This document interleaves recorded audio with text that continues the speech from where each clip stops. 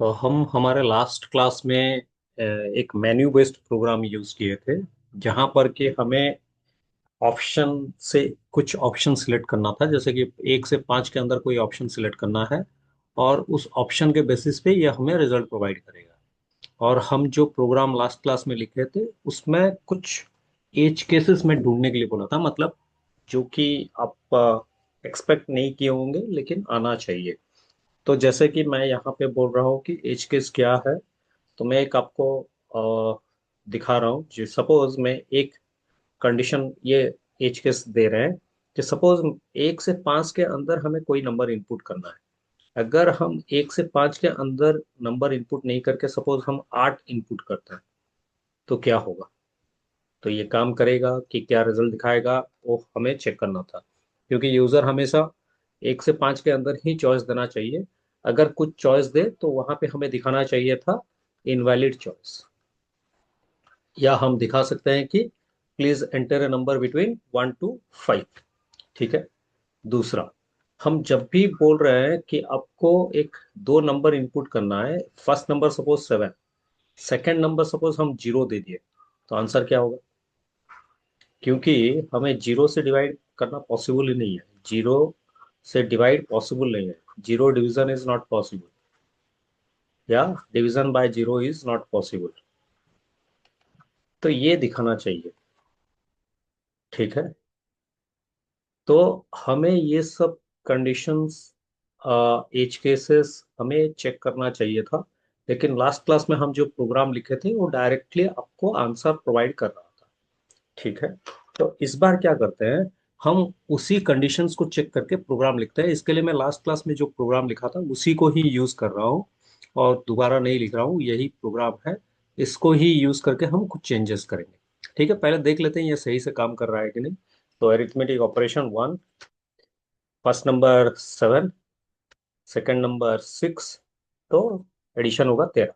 ये ऑप्शन 1 सही से काम कर रहा है। ऑप्शन 2, तो चॉइस है 7, सेकंड नंबर है 6, तो सब्ट्रैक्शन है, तो रिजल्ट 1 ही दिखाएगा।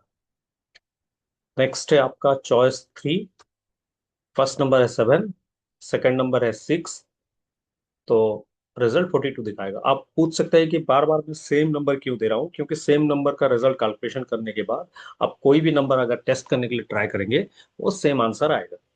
मतलब उसी के हिसाब से वैल्यूज आएंगे। तो नेक्स्ट है 4, तो मैं एंटर कर रहा हूँ 7, नेक्स्ट वैल्यू दे रहा हूँ 6, या 7 दे देते हैं क्या? ठीक है, 7 देने से 1 आएगा। ठीक है। तो यहाँ पे रिजल्ट हुआ 1.0 आ रहा है, क्योंकि पॉइंट में डिवीजन रिजल्ट निकलता है। तो चॉइस है 5, एंटर करते हैं, 7 देते हैं, यहाँ पर भी 7 ही दे देते हैं, तो रिमाइंडर 0 आएगा या मॉडुलस 0 आएगा। ठीक है।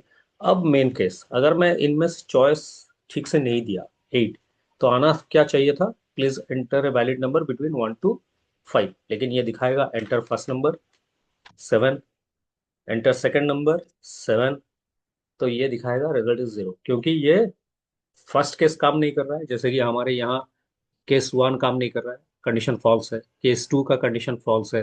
केस 3 का कंडीशन फॉल्स है। केस 4 का कंडीशन फॉल्स है। तो कहाँ चला गया?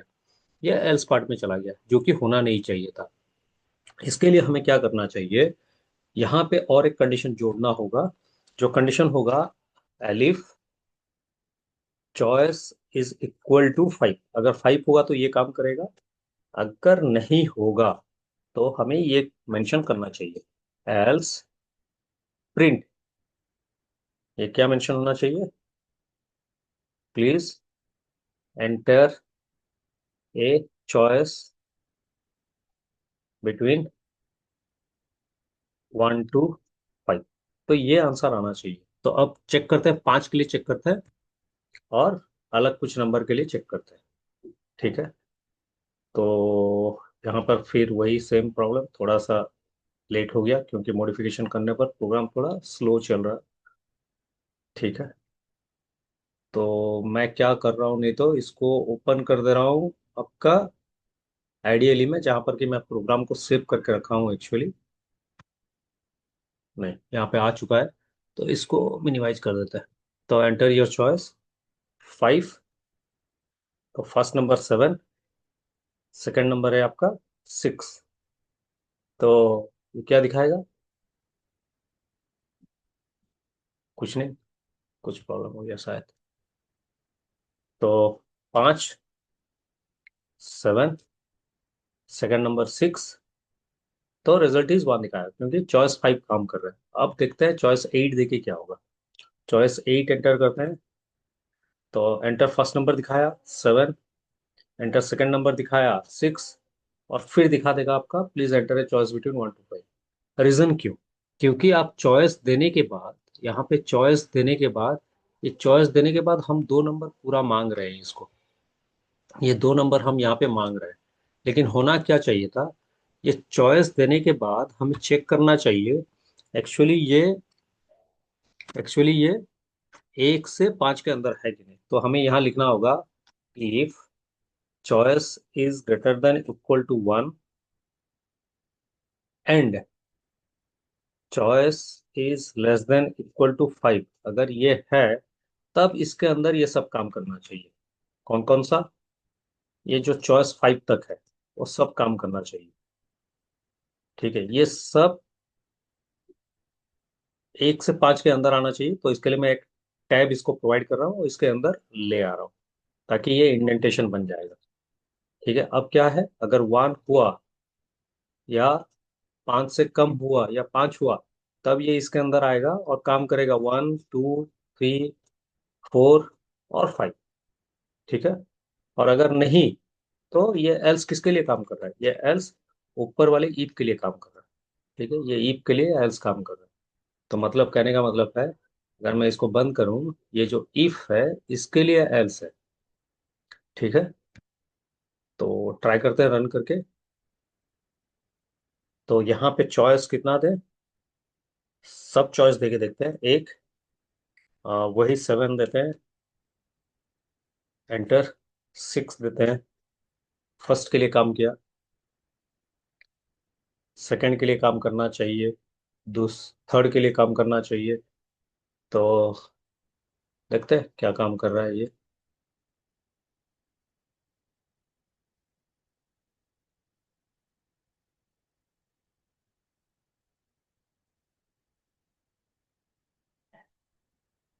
ठीक है, 2 नंबर ऑप्शन के लिए देता है, तो यहाँ पे 7, एंटर 6, तो ये चॉइस रिजल्ट 1 दिखाया। तो थर्ड चॉइस के लिए हम एंटर करते हैं 7, 6, 42 दिखाएगा। फोर्थ चॉइस के लिए एंटर करते हैं, यहाँ पे 7, 6, तो ये काम किया 1.16। तो आप जानते हैं 2 डिजिट कैसे डिस्प्ले करते हैं। ट्राई कीजिए खुद करने के लिए, नहीं होगा तो बोलिए फिर कर दूंगा। ठीक है, रन। चॉइस 5, 7 और 6, तो आपको दिखाया क्या, रिजल्ट 1। अब चॉइस 8 के लिए ट्राई करते हैं, क्योंकि 1 से 5 के अंदर नहीं है ऑप्शन।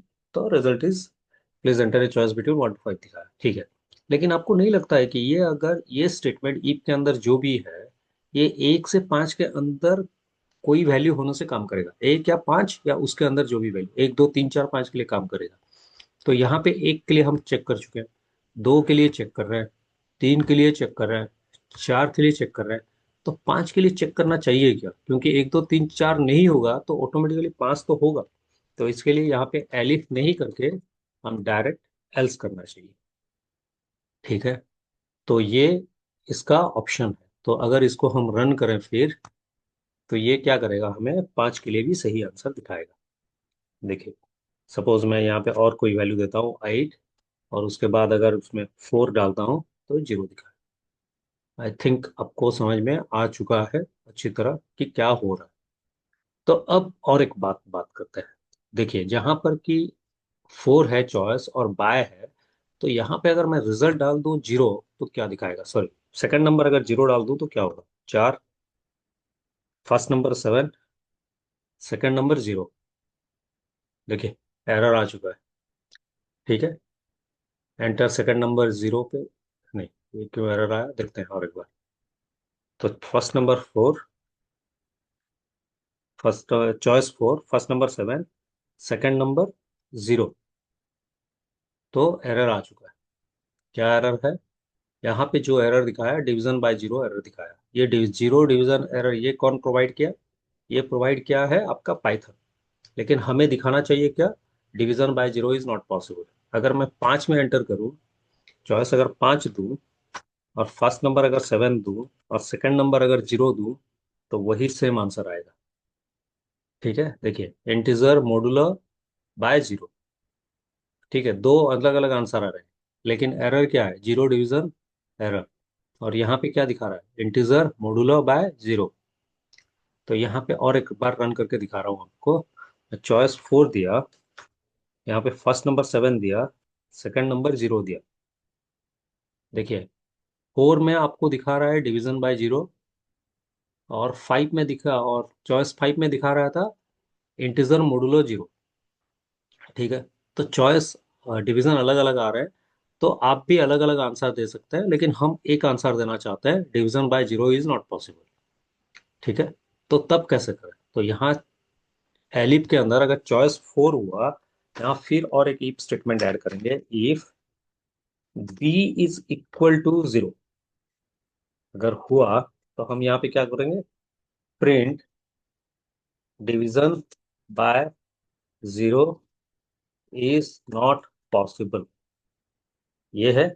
और अगर ये नहीं हुआ, तो हम क्या करेंगे? इसके अंदर एल्स जोड़ देंगे, और इन दोनों को एल्स के नीचे रखेंगे, क्योंकि एल्स के अंदर ये काम करेंगे। ठीक है, तो उसी तरह चॉइस 5 में भी हमें करना क्या होगा?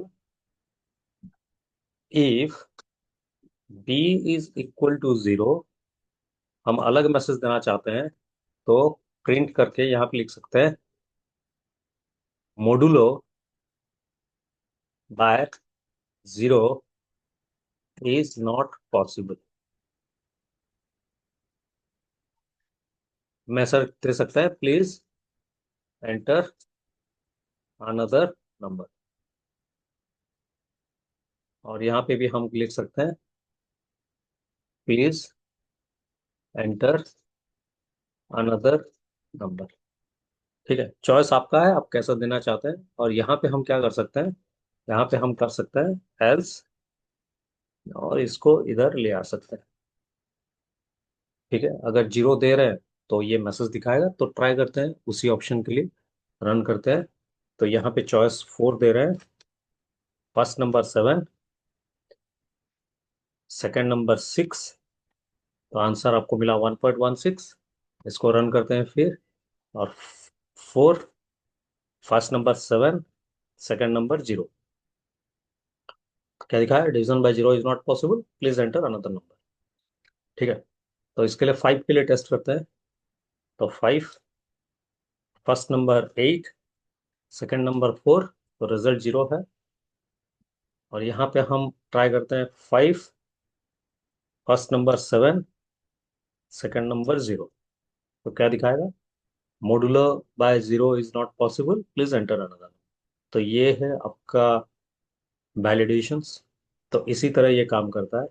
तो अगर आपके लिए एक काम दे रहा हूँ, सपोज मैं यहाँ पे रन कर रहा हूँ, एंटर योर चॉइस में मैं सपोज वाई प्रेस कर दिया, तो क्या दिखा है? एरर। तो आपको बताना है, अगर आप नंबर के अलावा और कुछ एंटर करते हैं, तो वहां पे मैसेज आ जाना चाहिए कि you are allowed to input only 1 to 5। ठीक है, जैसे कि यहाँ पे हम बता रहे हैं 1 से 5 के अंदर कोई नंबर नहीं दिया, और अलग कुछ नंबर दिया, तो हम बता रहे हैं please enter a choice between 1 to 5।